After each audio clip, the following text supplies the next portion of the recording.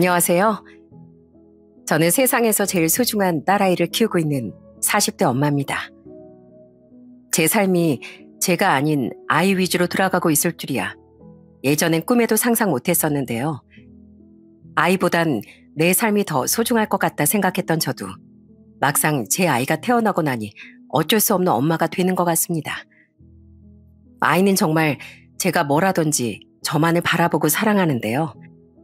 사실 내리사랑이라고들 많이 얘기하지만 전 이 아이에게 받는 사랑이 더 많은 것 같습니다. 그런데 이렇게 제 존재만으로도 사랑을 주는 제 아이와는 다르게 제 존재만으로도 경계하고 무시를 했던 사람들이 있었어요. 지금은 그 사람들과 어떻게 지내냐고요? 그때와는 180도 달라졌습니다. 어떻게 달라지게 되었는지 여러분들께 들려드릴게요. 저희 집은 부모님과 저 남동생 이렇게 4식구입니다. 그런데 저희 집은 조금 특이한 점이 있는데요. 보통 딸아들 이렇게 태어나면 딸은 얌전하고 아들은 활발하다는 얘기가 많지만 저흰 정반대였습니다. 어릴 적부터 전 동네 가라면 서러울 왈가닥 꼬마였고 남동생은 있는지 없는지 모를 정도로 순하고 조용했대요.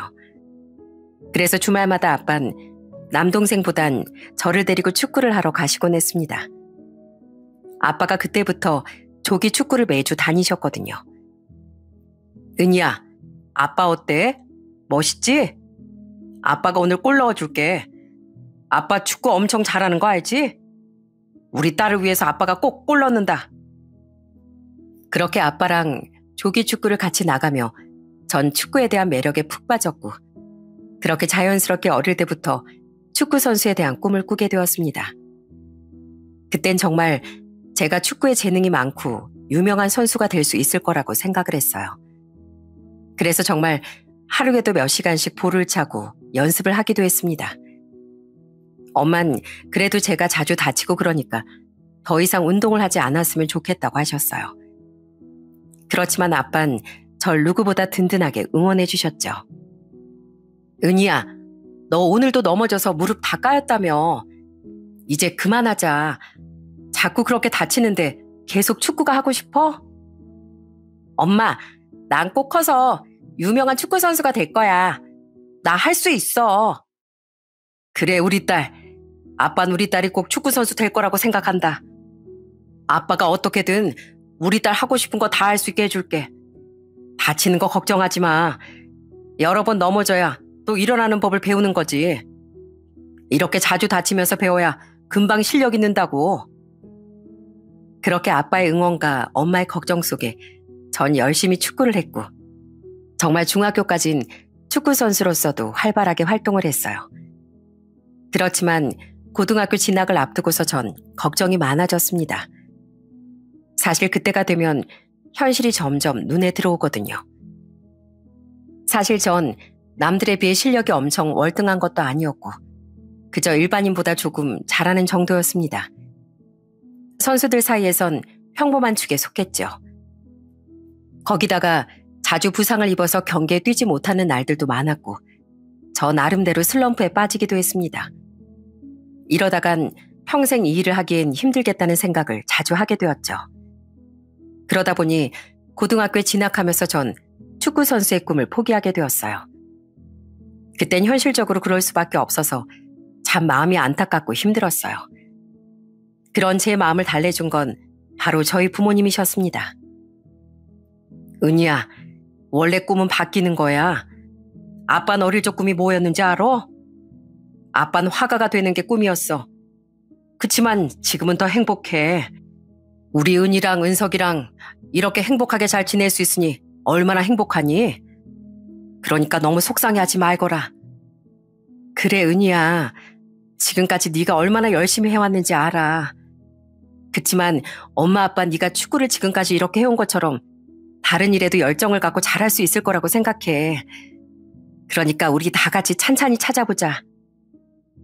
그렇게 전 고등학생이 되고선 공부에 전념을 했습니다. 사실 그전까진 운동을 한다는 핑계로 공부는 아예 손에 대지도 않았던 터라 남들보다 많이 뒤떨어져 있었어요. 그렇지만 포기하지 않고 열심히 공부를 한 끝에 전 무사히 대학에 진학할 수 있었답니다.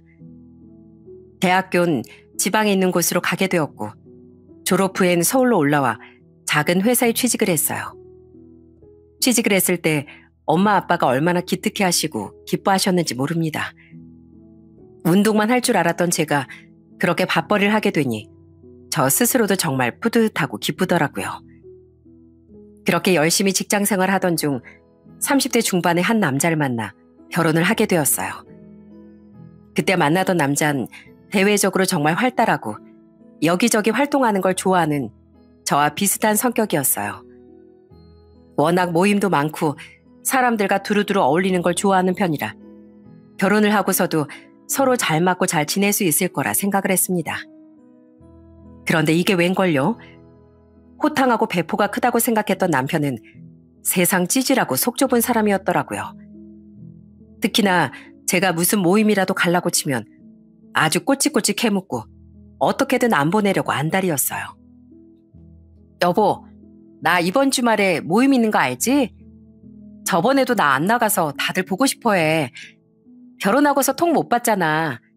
이번엔 좀 갔다 와야 할 것 같은데 괜찮지? 뭐? 아니 결혼하고서 무슨 모임이야.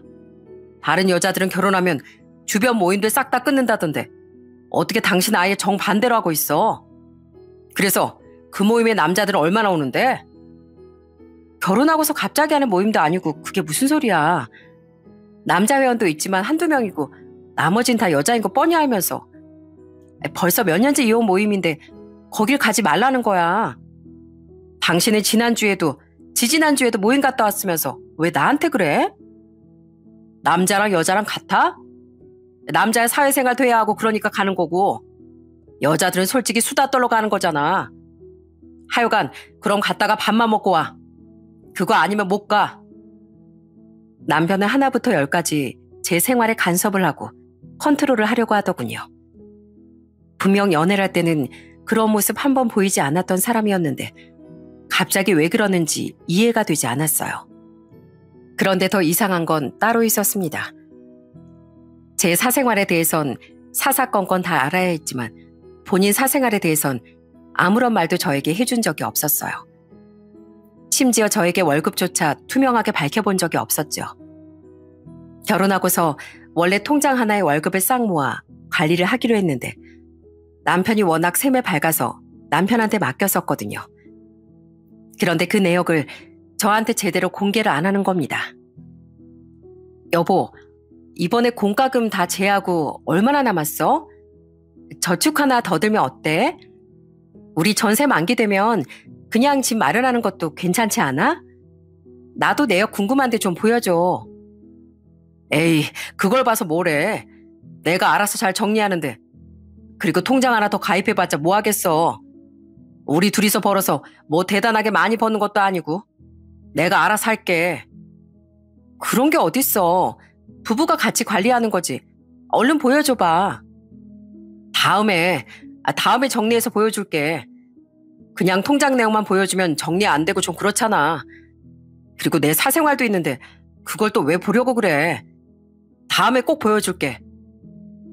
그러면서 차일필 통장 내역 공개를 미루는데 점점 수상하더라고요. 나중에 통장 내역을 봤더니 아니 이 사람 글쎄 그 공금 통장을 개인 돈처럼 마구 썼던 거였습니다. 모임 가서 자기가 뭐라고 거기 술값 내고 밥값 내고 그러는 걸 그 통장에서 썼더라고요. 진짜 기가 막혀서 어이가 없더군요. 그게 발각되고서 남편과 어찌나 싸웠는지 모릅니다. 근데 이 남자 얼마나 뻔뻔했는지 아세요? 잘못했다 미안하다 사과를 해도 모자를 판국에 오히려 저한테 화를 내는 겁니다.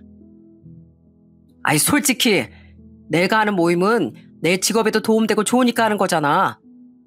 그럼 사람들한테 좀 투자도 하고 그래야 하는 거 아니야? 그래서 몇 번 밥 한 끼 사준 거 가지고 1억이야? 내가 지금 당신 돈 썼다고 그래? 어떻게 같이 모은 돈을 말 한마디 없이 그냥 쓸 수가 있어? 내가 그랬어 봐. 당신 그래도 나한테 아무 말도 안 했을 거야? 아니잖아. 아무리 그래도 이건 아니지. 앞으로 이럴 거면 같이 돈 합치지 마. 따로 생활비만 각출하고 쓰자고. 그게 어딨어. 내가 뭐 수백을 썼냐, 수억을 썼냐? 아휴, 진짜 깐깐하다, 깐깐해. 내가 다 채워 넣으면 되잖아. 내가 뭐 이거 그냥 다 쓴 것도 아니고 꼭 이렇게까지 해야 되겠어?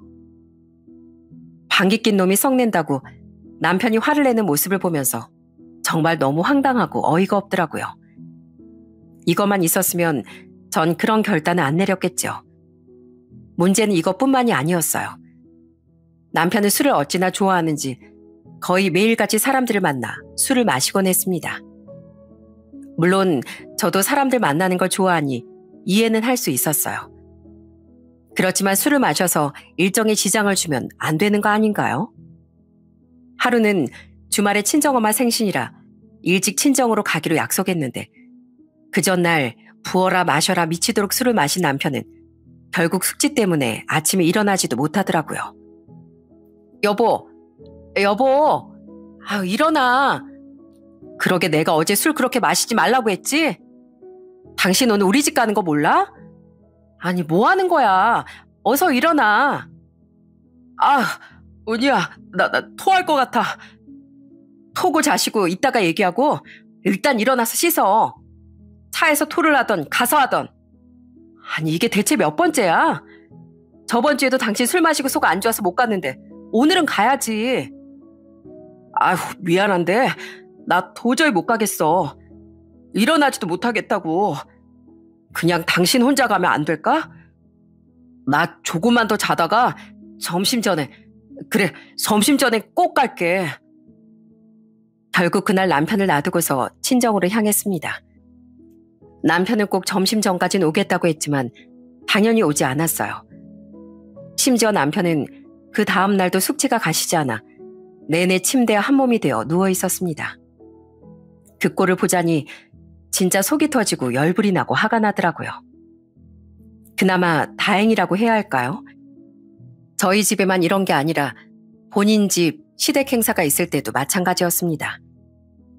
하루는 시모가 반찬들을 좀 싸준다며 저녁도 먹을 겸 겸사겸사 시댁으로 오라고 했던 날이었어요. 그날도 남편은 전날 마신 술에 일어나지 못했죠. 어떻게 해야 하나 싶어 시모에게 말을 했는데 그냥 남편 빼고 잠깐 들르라고 하시더라고요. 그래서 전 시댁에 가게 됐습니다. 그런데 시모가 절 보자마자 하는 말이 얼마나 기가 막혔는지 몰라요. 아휴, 아직도 숙취 때문에 못 일어난다니? 어쩌니 속이 그렇게 상해가지고 가서 해장국이라도 좀 끓여줘라. 어머님, 무슨 해장국을 끓여줘요. 저 정말 속상해 죽겠어요. 하루 이틀도 아니고 매번 이렇게 술 때문에 싸우는 것도 지겹고. 도대체 왜 저러는지. 예, 그런 말 말어. 남자들 중에 안 그런 사람이 어디 있다니.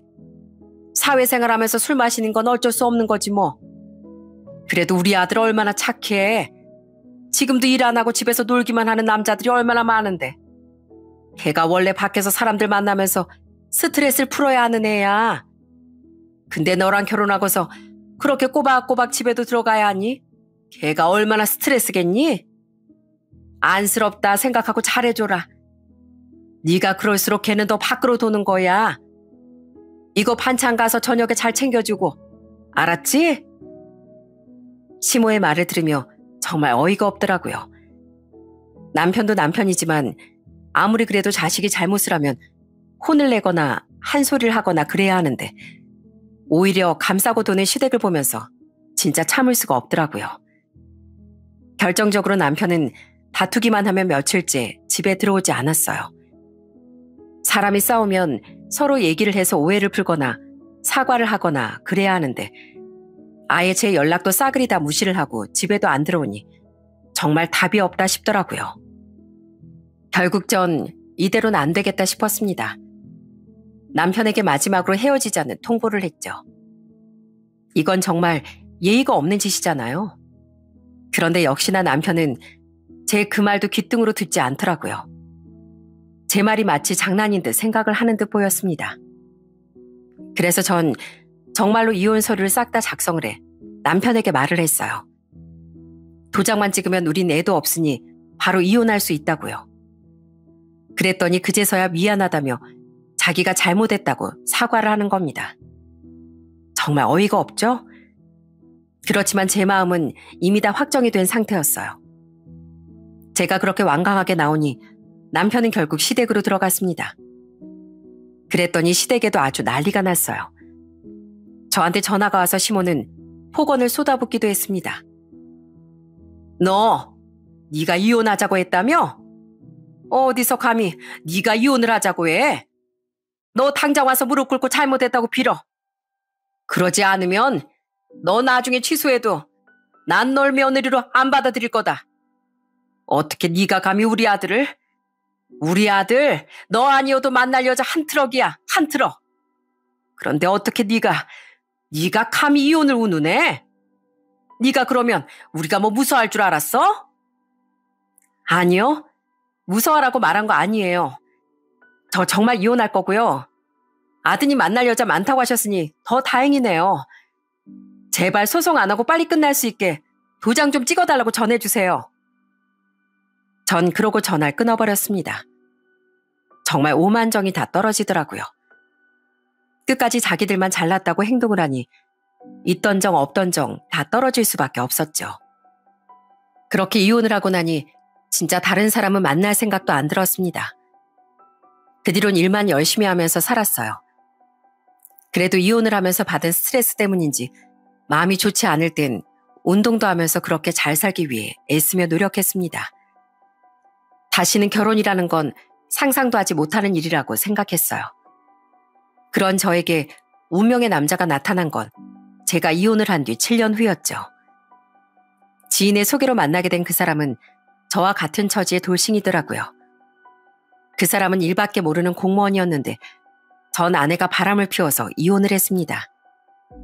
얘기를 들어보니 정말 짠하고 안쓰럽더라고요. 저희는 그 공통점으로 점점 더 친해졌죠.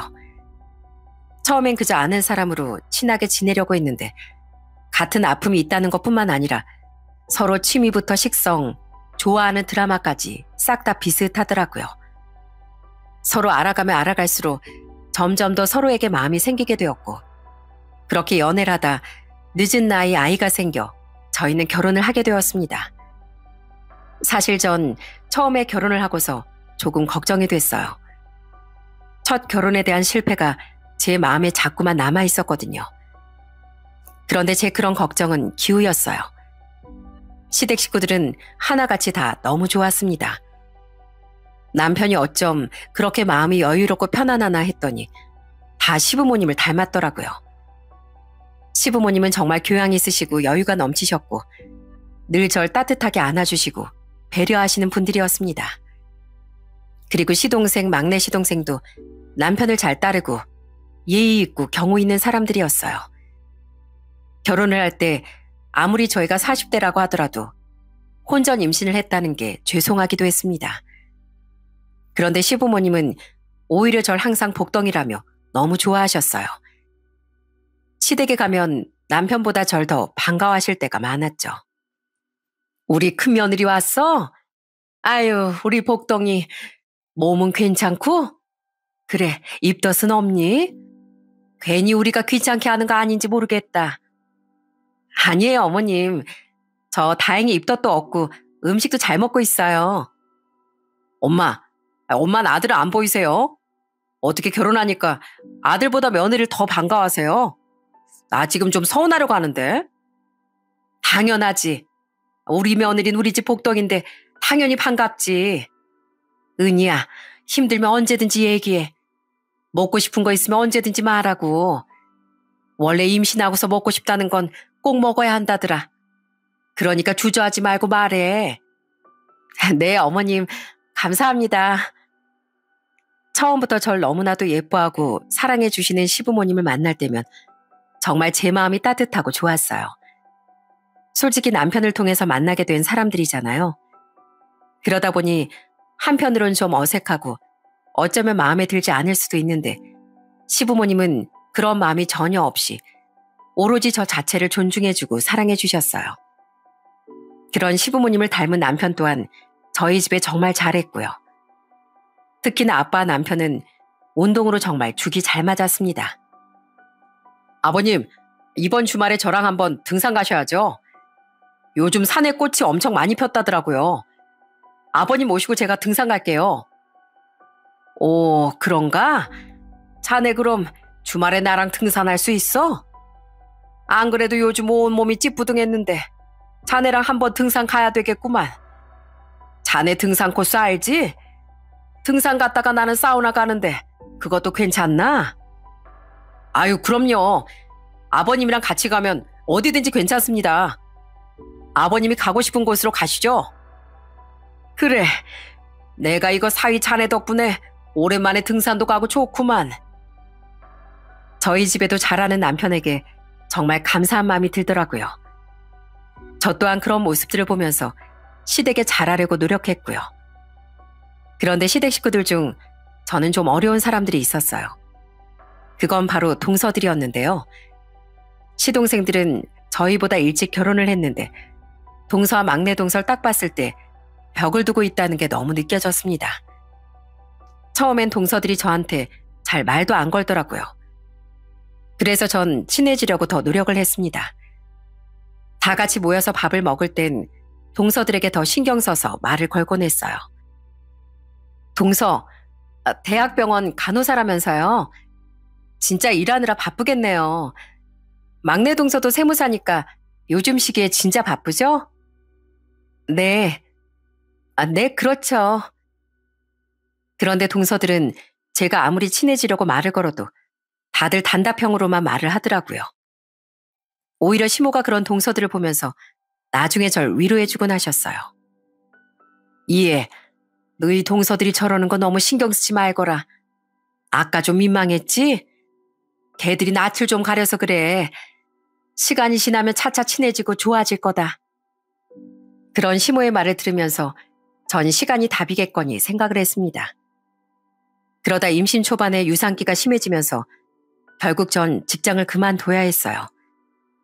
그런데 매번 일을 하다가 그만두고 나니 갑자기 살이 전보다 더 많이 찌기 시작했습니다. 임신 5개월 차에 벌써 10kg나 살이 쪘어요. 사실 시댁에선 저희가 늦게 아이를 갖다 보니 저희를 정말 애지중지 아껴주셨어요. 특히나 제가 임신해서 힘들까봐 반찬까지 다 손수해 주시고 시댁에 가면 제 앞으로 음식을 잔뜩 챙겨주시곤 했죠. 한 번은 제가 시댁에 가서 밥을 먹는데 남편이 농담식으로 얘기를 꺼내더라고요. 엄마, 아내가 요즘 살쪘다고 슬퍼해요. 나는 괜찮은데 아내가 자꾸 자기 살 많이 쪘다고 그러잖아요. 엄마 보기엔 괜찮죠? 저 정도면 살 안 찐 거 아니에요? 아유, 살찌기는 무슨 하나도 안 쪘다 얘. 어디가 살이 쪘다 그래. 임신하면 다 배 나오고 그러니까 그런 기분이 들 순 있지. 근데 우리가 보기엔 똑같아. 진짜요? 저 근데 회사도 안 다니고 집에 있어서 그런지 자꾸 이렇게 살이 찌는 것 같아요. 형수님, 하나도 안 쪘어요. 걱정하지 마세요. 전 형수님 이렇게 맛있게 먹는 거 볼 때마다 더 좋은데요. 엄마가 얼마나 신나하는데요. 우리 집에서 형수님만큼 엄마 음식 맛있게 먹는 사람이 어디 있다고. 그래. 아니, 난 우리 큰며느리가 밥 잘 먹을 때가 너무 뿌듯하고 예쁘더라. 그래도 입 더 심하다는 사람은 끝까지 한다던데 이렇게 잘 먹을 수 있다는 게 얼마나 복이니. 그러니 참지 말고 먹어. 나중에 아이 태어나고 그러면 잘 못 챙겨 먹을 수도 있잖니. 그렇게 온 시댁 식구들이 절 위로해주고 따뜻하게 말을 해주는데 두 동서들만큼은 반응이 달랐습니다. 시댁 식구들의 이 말에 동서는 코웃음을 치면서 말하더라고요. 형님, 아니 저희는 입덧해도 토하면서 출근했는데 형님은 직장까지 그만두시고 마음이 편하신가 봐요. 저희는 일도 하고 그래서 그런가? 임신하고서도 살 별로 안 찐 것 같은데. 그지 동서? 맞아요. 큰형님 벌써부터 그렇게 살찌시면 진짜 어떻게 해요? 나중에 살 너무 많이 찌면 병원에서도 그만 먹으라고 하던데 형님한테 그러는 거 아니에요? 솔직히 그런 소리 들어보셨죠? 아이, 동서, 형님 기분 나빠하시겠다. 아니, 저희는 걱정이 돼서. 근데 아직 애는 엄청 작을 텐데 살찐 거 다 형님 살로 찐 거 아니에요? 애가 뭐 크다고는 안 하죠? 딱 보니까 배는 작은 것 같은데. 그럼 애한테 영양 가는 게 아니라 다 형님이 쏙쏙 드시고 계시네. 그러면서 깔깔대는 두 동설 보면서 진짜 기가 차더라고요. 그런데 그때 저보다 더 나서서 막아준 사람들이 있었어요. 그건 바로 시동생들이었죠. 무슨? 당신 벌써 잊어버렸어? 하긴 10년이나 됐는데 잊어버릴 만도 하지. 당신 그때 20kg나 쪘잖아. 그래가지고 나중에 애 낳고 나서 그 살 빼려고 고생한 거 벌써 다 잊었어? 그러니까 여보, 당신도 마찬가지면서 무슨 소리 하는 거야? 뭐 둘째 형수님만 그래? 당신도 임신하고서 20kg 가까이 쪄서 우울했으면서 뭘 그렇게 얘기를 해? 형수님, 걱정하지 마세요. 이 사람들도 다 살 많이 쪘었어요. 그래도 다들 건강하잖아요. 형수님은 또 몸도 튼튼하시고 운동도 잘하시니까 운동 생판 안 하던 저희 아내보단 금방 빠질 겁니다. 그렇게 시동생들이 얘기를 하니 두 동선 또 입을 꾹 다물고 아무런 말도 못하더군요. 사실 동서들의 행동이 좀 얄밉긴 했지만 처음엔 그런 대로 참고 넘어갔습니다. 그렇게 전 10개월 임신이 끝나고 출산을 하게 되었어요. 정말 육아는 정신줄을 홀라당 뺏기는 일이었습니다. 아이가 진짜 계속 깨서 오는데 정신을 못 차리겠더라고요. 그때마다 시부모님도 오셔서 도와주시고 남편도 육아에 적극 참여하면서 숨을 돌릴 수 있었죠. 누구보다 아이를 아껴주고 사랑해주는 시부모님께 정말 감사하고 고마운 마음이 들었어요. 특히나 시부모님은 육아용품들도 싹 다 새 걸로, 그것도 좋은 것으로만 다 사주셨습니다. 시동생들은 다 일찍 결혼을 하다 보니 조카들이 전부 초등학생들이었는데 아마 오랜만에 신생아를 보시니 더 좋아하셨던 것 같아요. 볼 때마다 어찌나 시부모님 눈에서 꿀이 뚝뚝 떨어지는지 제가 다 기분이 좋을 정도였습니다. 아유, 어쩜 엄마를 쏙 빼닮았니? 큰애야, 애가 아주 너랑 꼭 닮았다. 코도 오똑하니 너무 예쁘네. 그지 여보? 살짝 보면 우리 성주 닮은 것 같기도 하고 말이야. 그러네. 나도 처음엔 우리 큰며느리만 쏙 닮았는지 알았는데 우리 성주도 좀 있구만. 하여간 우리 손녀는 니들 둘을 반반씩 닮았나 보다. 어쩜 이렇게 예쁘냐. 하루 종일 이렇게 봐도 시간 가는 줄 모르겠구나. 아유, 큰며느리가 고생이 많았다. 고생했다. 네가 아주 우리 집 복덩이야, 복덩이. 그래, 우리 복덩이. 고생 많았다, 고생 많았어. 힘들면 언제든지 연락해. 우리가 우리 소녀 매일매일 봐줄 테니까. 이럴 때 우리 도움받지 언제 도움받겠니? 어머님, 아버님 감사해요. 이렇게 아이용품도 다 사주셨는데 오셔서 애도 봐주시고 집안일도 해주시고 정말 감사합니다. 시댁 식구들이 하나하나 신경을 써주는 모습을 보면서 정말 행복하고 좋았습니다. 시동생들도 가끔씩 오면서 절 위해 영양제도 사오고 제가 좋아하는 간식들도 사오곤 했어요. 그런데 동서들은 또 달랐습니다. 한 번은 육아용품을 주겠다면서 오겠다는 연락이 왔어요. 웬일로 직접 찾아오나 싶었는데 역시나는 역시나였습니다. 집으로 들어온 동서들 양손엔 잔뜩 무언가가 들려 있었어요. 그런데 그 물건들 꼴을 보고서 정말 경악을 금치 못했습니다. 구석구석 닦지도 않고 보관을 했는지 검은 때가 잔뜩 묻어 있었고 엄청 낡아서 색도 다 빠진 물건들이었어요. 정말 누가 그냥 주겠다고 해도 안 받을 용품들이었죠. 그런데 동서들은 그런 용품들을 저한테 떡하니 내놓으면서 진짜 당당하게 얘기를 하더라고요. 형님, 이거 저희 애들 키울 때 진짜 요긴하게 썼던 거예요. 이거 요즘 구하려고 해도 못 구한다니까요. 엄청 좋은 거예요. 솔직히 돈 받고 중고로 팔아도 되는 건데 그래도 형님이 40줄에 어렵게 출산했으니까 드리는 거 아시죠? 맞아요. 저도 이거 둘째 형님한테 받아서 썼었는데 진짜 좋은 거예요. 잘 닦아서 쓰시면 쓸만할 거예요. 형님 부담스러워할 것 같아서 사실 그냥 말까 하다가 가지고 왔어요. 보답은 다른 거 말고 그냥 둘째 형님이랑 우리 애들 선물 사주시면 돼요. 저희가 다 받은 거 있으니까 링크 보내드릴 테니까 그거 보내주세요. 알았어. 그래, 잘 써볼게. 고마워, 동서들. 그러더니 두 동서들은 마치 쓰레기를 버리는 것처럼 저희 집 현관문 앞에 잔뜩 그 물건들을 쌓아놓고선 집으로 돌아갔습니다. 진짜 그냥 건드리기도 싫었어요. 제가 진짜 동서들이 미워서 그렇게 생각한 것도 아니었고요. 오죽하면 퇴근한 남편이 현관에 쌓인 걸 보고서 저한테 쓰레기 버리려고 둔 거냐고 할 정도였죠. 그만큼 물건들이 진짜 오래되고 낡았거든요. 도대체 이런 물건들을 저한테 주고서 뭘 그렇게 바라는 건지 싶었는데 마침 딱 저녁에 저한테 링크를 보내왔더라고요. 그런데 그 링크를 열어보고서 진짜 전 경악을 금치 못했습니다. 그 링크에 들어가 확인을 해보니 뭐가 있었냐면 바로 비싼 게임기였어요. 제가 그걸 보고 기가 막혀 헛웃음을 짓자 남편이 바로 물어보더군요. 뭐야?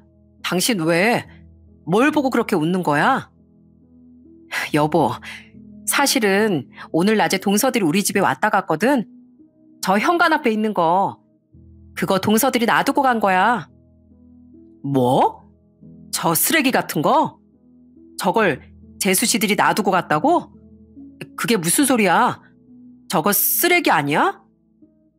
아니야. 동서들이 쓰던 육아용품인데 글쎄 나한테 주려고 가지고 왔대. 그리고 보답은 다른 거 필요 없고 자기들이 원하는 거 보내주면 된다고 하길래 봤는데 여보 이것 좀 봐봐. 게임기 보내달래. 허참 뭐? 저 쓰지도 못할 물건들을 주고서 게임기를 달라고 했다고? 와 진짜 여보 그냥 당신 아무것도 하지 말고 가만히 있어. 내가 다 알아서 해결할 테니까. 나 믿지? 걱정하지 마. 내가 잘 정리할 테니까. 그러더니 남편은 바로 밖으로 나가더군요. 그러다 얼마 지나고서 방으로 들어와 웃으면서 말을 하더라고요. 여보, 내가 해결했어. 걱정하지 마. 이런 일이 있으면 나한테 진작 말하지. 당신 곤란했겠다. 거절하지도 못하고. 다음에 혹시 또 이런 일 있으면 나한테 꼭 말해줘. 내가 다 해결해 줄 테니까.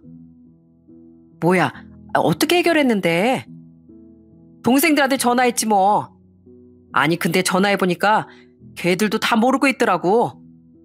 육아용품이 여지껏 있을 거라고는 생각도 못하고 있었대.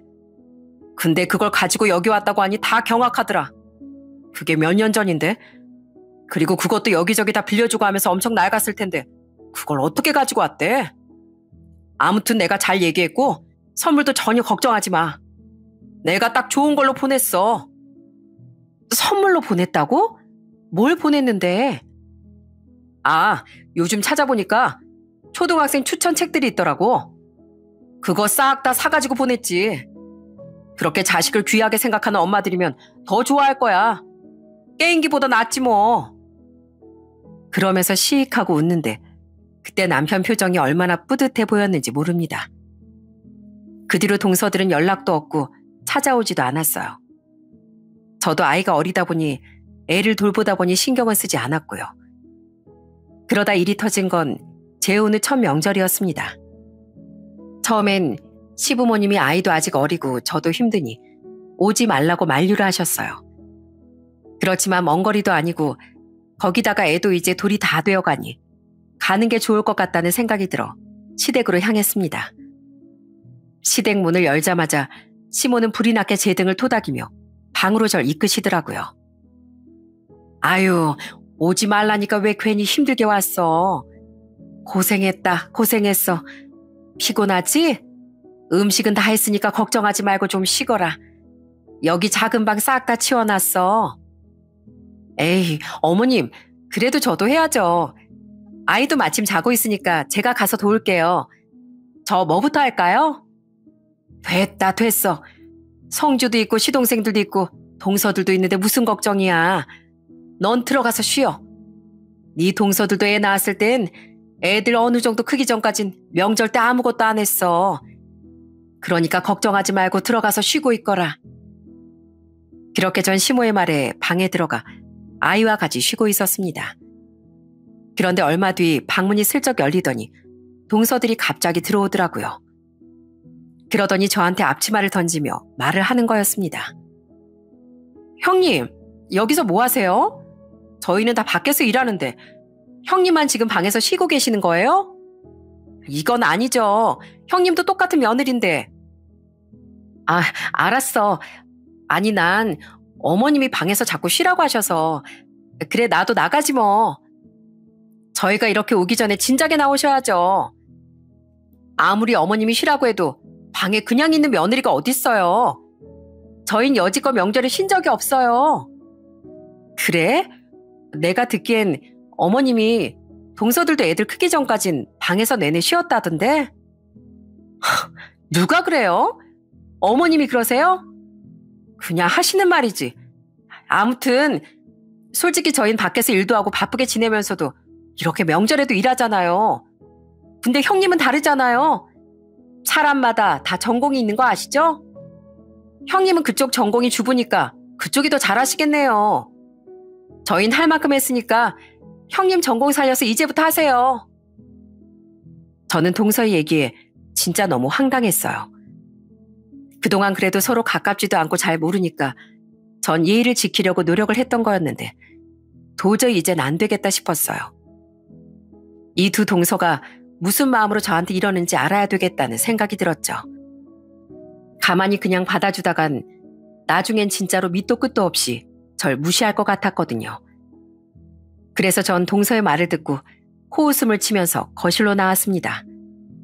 그러면서 두 동서를 향해 얘기했어요. 아, 전공? 아, 그치. 내가 전업주부니까 내 전공이 그렇게 보일 순 있겠다. 근데 말이야, 나 전공이 주부가 아니거든. 네? 형님은 일도 안 하고 집에서 주부시잖아요. 그럼 주부가 전공이지 또 뭐가 전공인데요? 아, 내가 동서들한테 내 전공 한 번도 얘기해 본 적이 없었구나. 알았어. 그럼 내가 오늘 똑바로 보여줄게. 따라와봐. 그러면서 전 두 동서를 데리고 마당으로 향했습니다. 단독주택이었던 시댁엔 넓은 마당이 있었는데 마당엔 10살 된 동서 아들이 축구공을 가지고 놀고 있었어요. 전 그 조카에게 다가가 말을 했습니다. 우리 조카 요즘 축구 배운다며?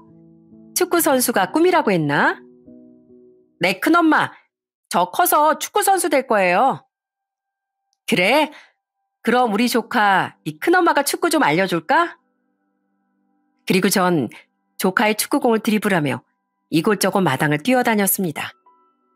그렇게 제가 공을 다루니 조카가 깜짝 놀라서 말을 하더라고요.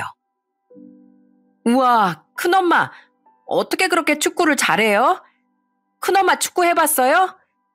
우리 아빠보다 더 잘하는 것 같아요. 조카가 그렇게 방방 뛰면서 좋아하자 동서가 마당 중간으로 나오면서 절 비웃더라고요.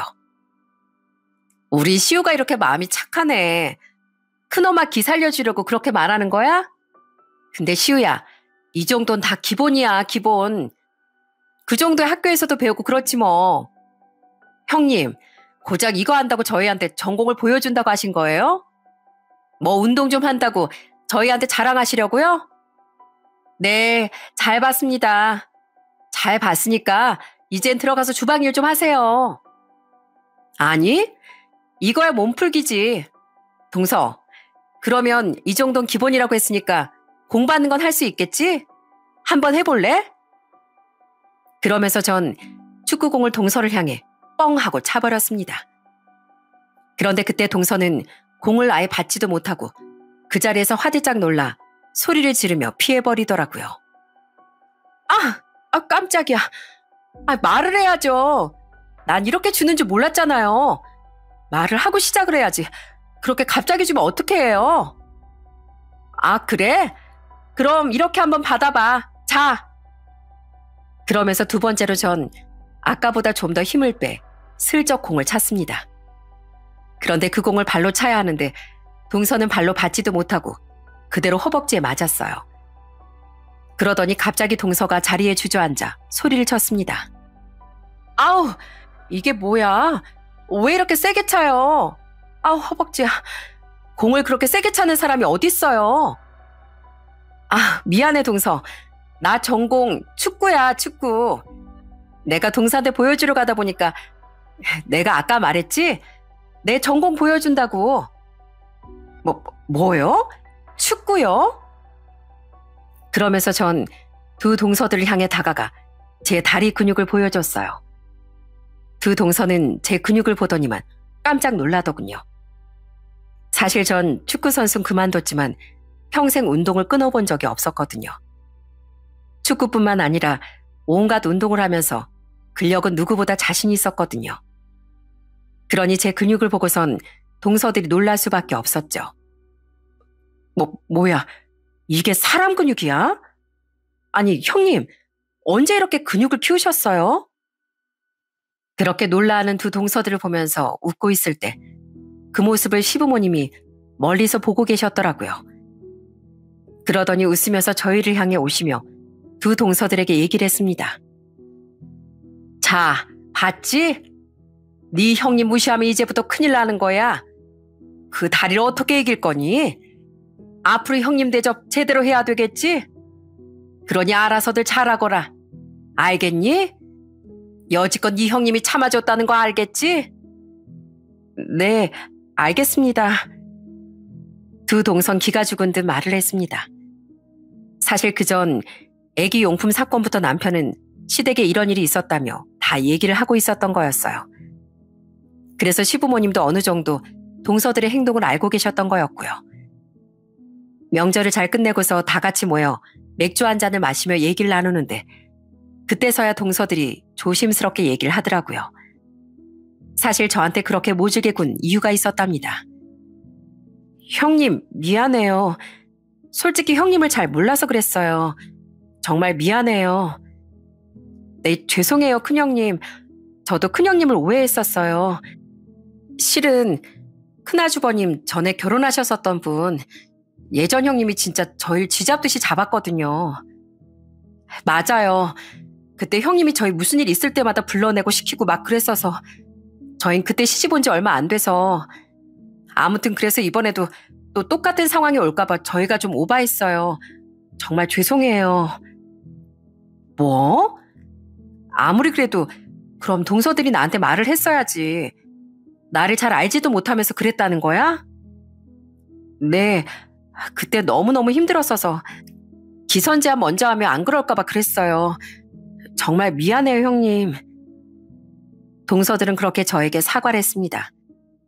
그 모습을 보면서 시부모님도 허허 웃으며 저한테 말을 하셨어요. 큰아가, 얘네들이 그때 당한 게 진짜 많아서 그래. 이미 우리 집 식구 아닌 사람 얘기 꺼내는 건 아니다 싶다만 어쨌든 그땐 힘들었어. 우리가 말려도 네 시동생들이 말려도 소용없을 정도였지. 네 동서들이 참 그때 고생 많았다. 그래도 네 동서들 그거 꿋꿋이 참으면서 버텼어. 혹시나 또 못된 사람 우리 집안에 들어올까 봐 아마 겁이 나서 그런 것 같구나. 내가 미리 얘기를 했어야 하는 건데 나도 미안하다. 아니에요, 어머님. 저는 그런 것도 모르고 절 그냥 첫인상부터 싫어하는 줄 알았어요. 아니다. 애시당초 니들을 불러 모아서 이런저런 얘기도 해보고 그랬어야 하는 건데 그래도 심성이 나쁜 애들은 아니다. 네 동서들 이 집안에 시집와서 10년 넘게 착실하게 며느리 노릇 잘하고 가정도 잘 꾸리며 살았어. 부족해 보이겠지만 누구보다 우리 집안을 든든히 지킨 식구들이야. 아마 우리 집을 지키려고 그랬던 것 같구나. 그러니 잘못한 거 조금만 용서해 줄 수 있겠니? 전 시모의 말을 들으면서 참 짠한 생각이 들더라고요. 오죽하면 동서들이 의기투합해서 이런 일까지 벌였을까 싶었거든요. 그래서 동서들의 사과를 받아줄 수밖에 없었어요. 동서, 막내 동서, 알았어. 내가 이번엔 진짜 넓은 마음으로 봐준다. 대신 다음에 또 그러면 나 진짜 서열 정리할 거야. 알겠어요, 형님. 저 오늘 형님 근육 보고 진짜 까불면 안 되겠다 딱 다짐했잖아요. 절대 다음엔 그런 일 없을 거예요. 저도요, 형님. 저도 큰형님 근육 만져보고 진짜 깜짝 놀랐잖아요. 아니, 어떻게 저희 남편보다 그렇게 탄탄하세요? 궁금해? 그럼 앞으로 우리 다 같이 운동도 하고 그러자. 동서들 나랑도 친해져야지. 나도 아이 낳고 운동하면서 살도 빼야 하는데 동서들이 도와줄 거지? 그럼요. 제가 아주 산후 다이어트 전문입니다, 전문. 제가 형님 확실하게 도와드릴게요. 그렇게 저흰 서로 화해를 하고 오해를 풀었습니다. 자세한 얘긴 나중에 동서들이 해주면서 듣게 되었지만 전 형님이랑 그 여잔 진짜 말 그대로 갑질을 장난 아니게 했다더라고요. 명절이면 본인은 손 하나 까딱 안 하면서 죄다 동서들한테 시키고 시부모님이 동서들 출산을 했을 때 일을 안 시키려고 하니까 그 이듬해엔 아예 전 형님이란 그 여자가 동서들한테 미리 음식을 다 해서 싸우라고 명령까지 했다는 거였습니다. 왜 그런 행동을 참았냐고 했더니 동서들도 마냥 참았던 건 아니라더라고요. 그런데 본인들이 화를 내면 낼수록 그 전 형님이라는 여자의 괴팍함이 심해지자 그냥 참을 수밖에 없었다고 합니다. 다행히 남편이 그 여자랑 2년도 안 돼서 헤어지면서 금방 끝이 났지만 오죽 시달렸으면 동서들이 오래전 기억인데도 거기에 트라우마가 다 있었겠어요? 그 말을 들으면서 전 동서들이 참으로 짠하고 안쓰러웠습니다.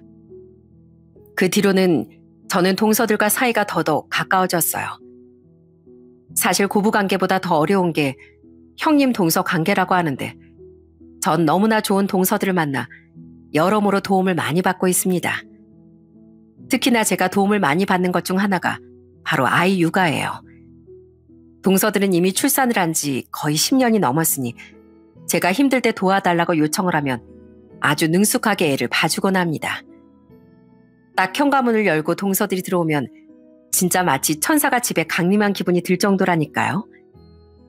형님, 저희 왔어요. 동서, 왔어? 아, 오늘 하루 종일 애가 열나고 아파 병원 갔다 왔는데 자꾸 보채고 그래서 전화했어. 형님 병원 혼자 다녀왔어요? 저한테라도 전화하시지. 잠도 잘 못 잤죠? 제가 아이 봐줄 테니까 형님은 얼른 눈부터 붙이세요. 피곤하죠? 원래 애 아프면 한 며칠은 잠을 못 자요. 걱정 말고 저희가 애 볼 테니까 얼른 들어가세요. 그렇게 동서들은 제 육아 선배로서 너무나 든든하게 절 도와주고 있답니다. 특히나 시부모님께선 제가 시댁에 갈 때마다 복동이 우리 큰며느리 왔다며 너무너무 좋아하시고 반가워하세요. 지금껏 단 한 번도 절 반가워하지 않은 적이 없으셨답니다. 그 정도로 전 시댁에서 많은 사랑을 받으며 잘 지내고 있어요. 남편도 저희 집에 무척이나 잘하고 저희 부모님도 남편을 정말 좋아하세요. 남동생이 얼마 전 결혼을 앞두고 있어서 새로운 식구가 들어오게 되었는데 저도 올케가 들어오면 어떻게든 잘 해줄 생각입니다. 가족이라고 하면 피가 섞인 그런 가족 형태도 있지만 부부처럼 이렇게 결혼을 통해 맺게 되는 가족들도 있잖아요. 그러다 보니 서로 맞지 않는 부분들을 가족이라는 이름 하에 무작정 참아야 하는 일들도 종종 생기곤 합니다. 그렇지만 여기 올라오는 사연들처럼 가족 간의 갈등이 생겼을 땐 서로 허심탄회하게 마음을 터놓고 얘기를 한 번쯤 나눠보는 게 좋지 않을까 생각이 드네요. 무작정 자신이 생각하는 대로 판단하고 끝내기보단 상대방의 말을 들어보고 이해해보려고 노력을 한다면 갈등을 조금이나마 줄여볼 수 있지 않을까 싶습니다. 물론 맞지 않는 부분을 억지로 끼워 넣는 건 쉬운 일이 아니죠. 그래도 서로 노력하고 맞춰가려고 한다면 언젠간 서로 맞물려 잘 돌아갈 수 있지 않을까 생각을 합니다. 저도 지금의 평화를 지키려고 노력하려고요. 여러분들의 가정에도 늘 저희처럼 평온함이 가득하시길 바라며 이만 제 사연을 마치도록 하겠습니다. 다들 행복하시고 건강하세요.